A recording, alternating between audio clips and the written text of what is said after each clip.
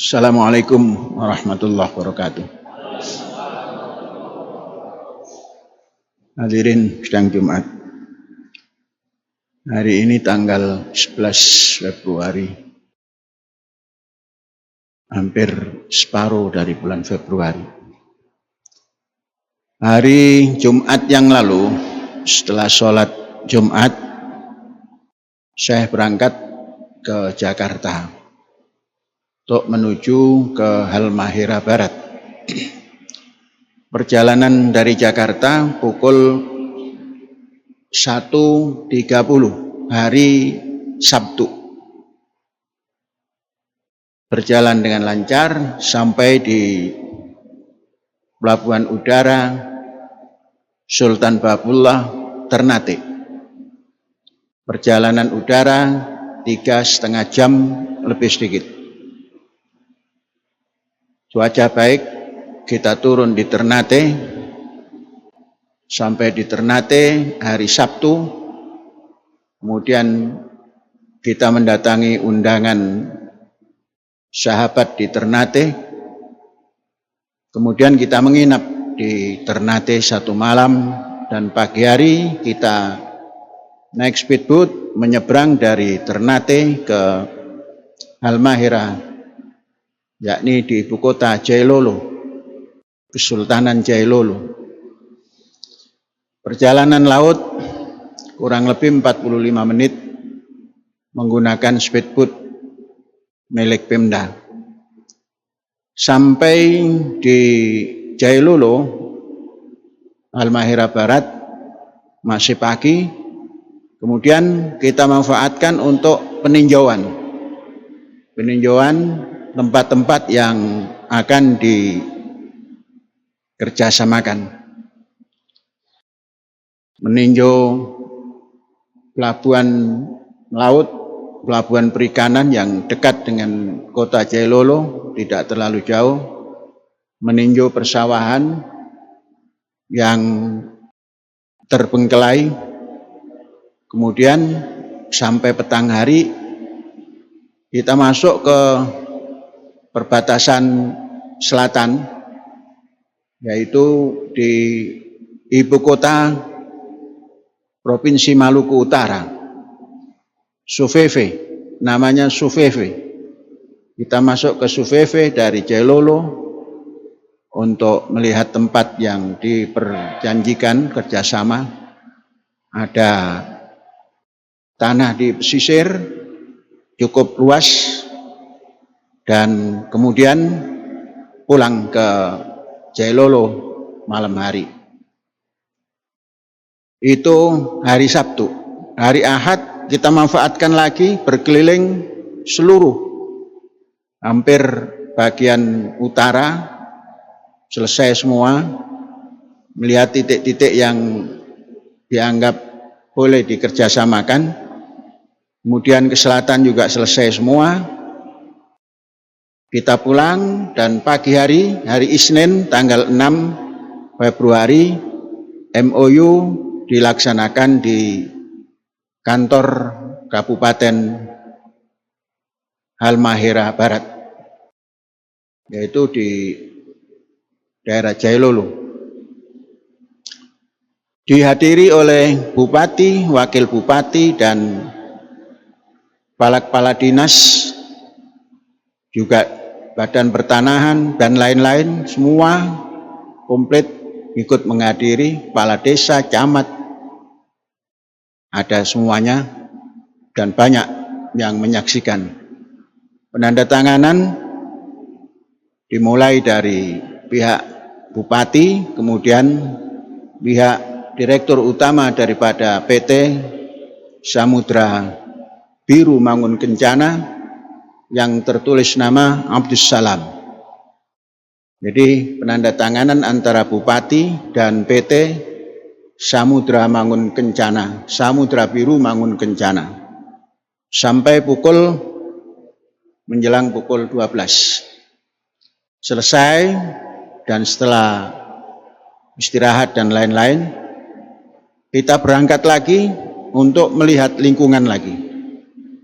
Hari Selasa seharian penuh Dari pagi sampai pukul 4 kita bergerak terus sampai menemukan titik-titik yang kemungkinan dapat dilaksanakan perjanjian kerjasama tersebut.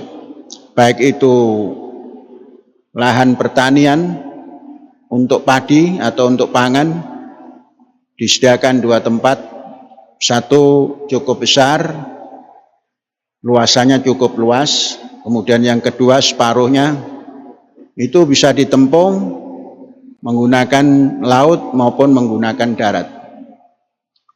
Jalan darat di sana cukup bagus, sekalipun agak kecil, agak sempit. Paling luas itu 6 meter, yang antara kota ke kota yang jauh itu.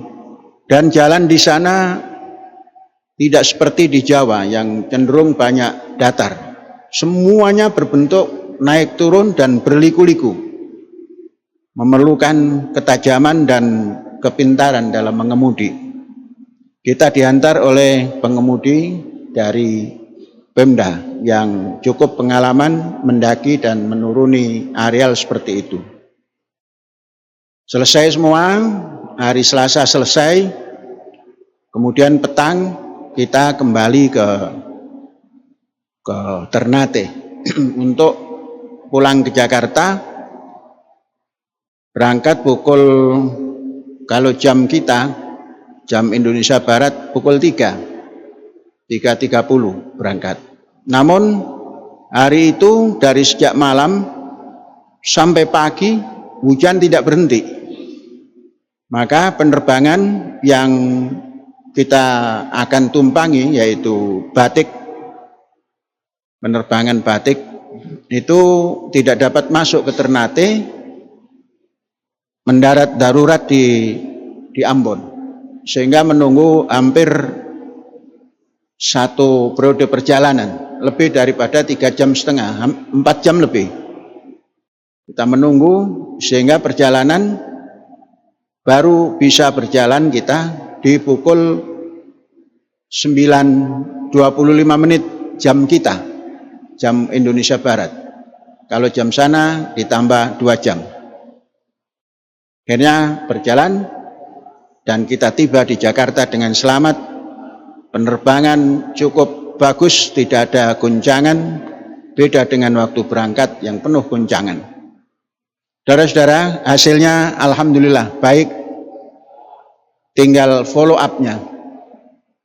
Pada hari kemarin, hari Kamis, hari Rabu kita tinggalkan tempat, hari Kamis Wakil Bupati yang diserai untuk menangani perkara ini mengadakan rapat dinas.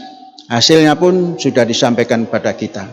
Semuanya ditanggapi dengan baik dan cukup menggembirakan. Tinggal kita, mari kita siapkan persiapan untuk menggarap lahan yang cukup luas. Cukup luas. Harus dihadapi dengan pertanian yang presisi dan pendekatan yang saintifik. Karena ini tempat yang sangat luas dan masih pertama kita membuka itu. Artinya membuka lahan tempo pertama. Dalam perjalanan kita selalu meneliti, memperhatikan lingkungan, ada tanaman apa di situ. Tempat yang kita tuju untuk pertanian ini kita tes permukaan tanahnya dan kita gali ada berapa humus yang ada di atas dan berapa topsoil ketebalan yang mengandung humus. Semua kita ukur dan pH masih pH netral karena rata-rata 7. Rerumputan yang tumbuh, rerumputan yang pertanda kesuburan lahan. Nah, ini semua kita akan garap. Untuk pertama, kita mengendaki satu tempat untuk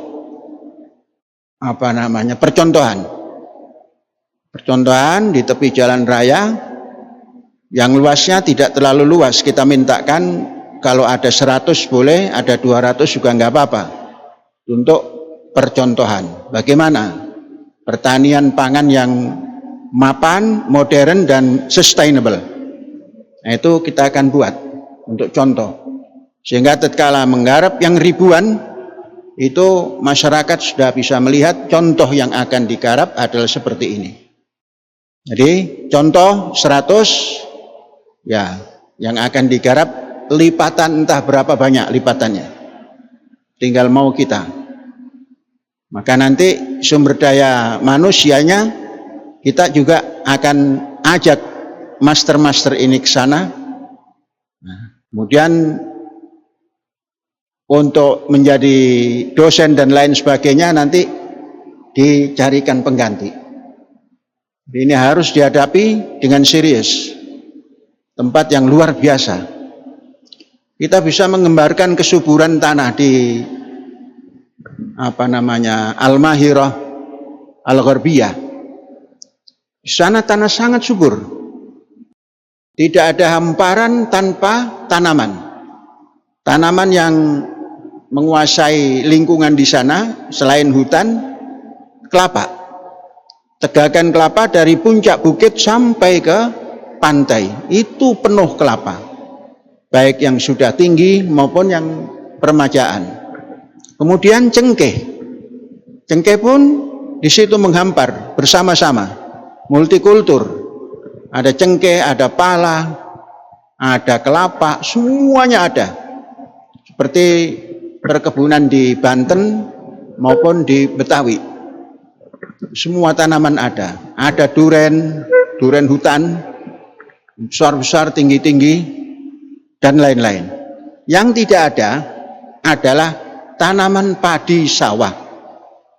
Kita mencari bersama Dinas Pertanian, suruh menunjukkan sawah, yang ada adalah padi huma yang 500 meter persegi, ada 200 meter persegi, ditanam di ladang-ladang. Kemudian penghasilan utamanya adalah kalau perkebunan yaitu kopra, kemudian pala, cengkeh, penghasilan laut, ikan. Sumber ikan yang kita makan di titik situ. Nelayan-nelayan di sana berjalan hanya beberapa jam, hanya mencari 20 kepala ikan tuna, yang rata-rata yang diambil 25 ke atas, sehingga 20 kepala ikan saja sudah mencapai 500 kilo, hanya beberapa jam. Maka kapalnya sangat kecil, hanya 2 orang mendayung, kemudian ke tengah antara 10, paling jauh 10 kilo, ya antara 2 kilo sampai 5 kilo, berangkat pagi, siang sudah pulang, sudah menghitung 500 kilogram daripada ikan. Jadi santai, nelayannya hidupnya nampak santai dan nampak sejahtera, rumahnya tidak kumuh, kemudian semuanya berjalan dengan senang mereka. Itu kondisi di sana, dan cukup jauh kalau kita hitung penerbangan, tapi cukup dekat kalau kita hitung Indonesia, karena bagian timur pun belum ujungnya. Siapa yang ingin mendampingi pada kunjungan kedua nanti mendaftar. Tapi jangan yang punya darah tinggi. Nanti muter-muter jalan, nanti pening kepala.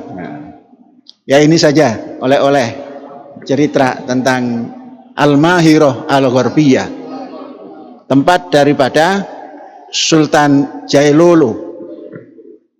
Alhamdulillahirabbil alamin, merdeka.